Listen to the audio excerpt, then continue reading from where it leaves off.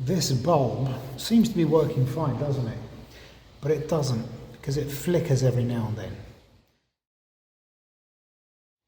Now you've all come here to see how do you swap out a D1S light bulb, a Xenon headlamp, and a Citroen C5. And I'm going to tell you, however, I looked up some videos first, and none of them told me this one thing, one fucking thing that you have to know to do this job properly.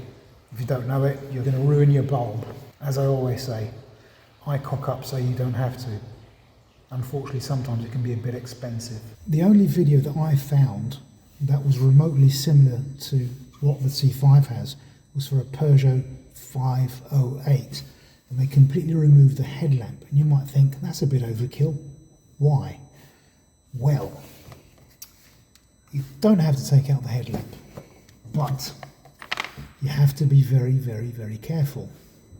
Now in here, you've got these prongs, these things that hold the bulb in place.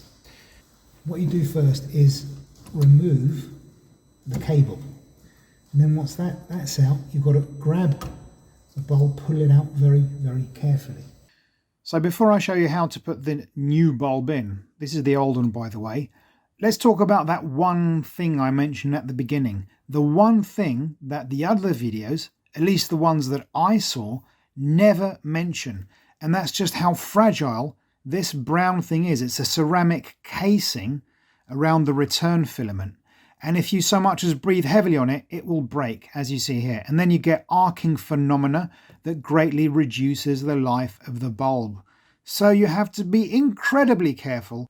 So how do you put it in? So you have to aim and then slide this in to those prongs without, of course, the brown filament touching the sides, and then push it in until it goes no further.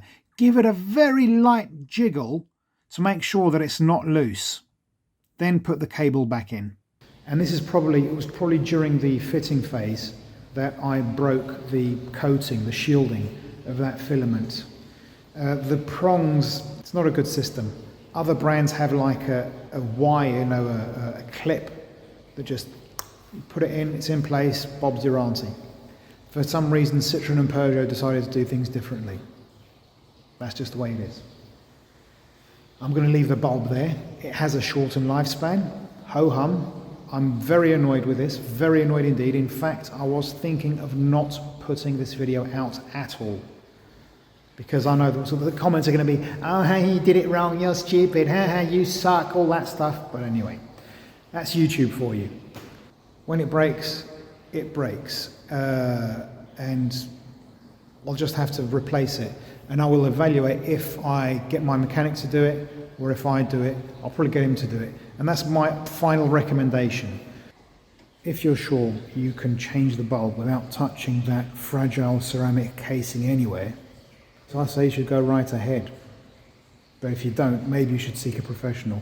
Thing is, if you do seek a professional, what's to guarantee that he or she puts the bulb in without having broken it? Because unless you go there yourself and pull out the bulb, the person doing it can break that coating as well and not tell you, and you'll be none the wiser, because you can't see from the outside to the inside of the bulb chamber, so to speak. So yeah, that's one of the reasons I don't like Xenon headlamps. I never have.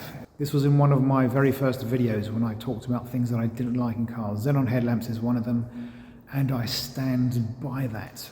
So that's my conclusion.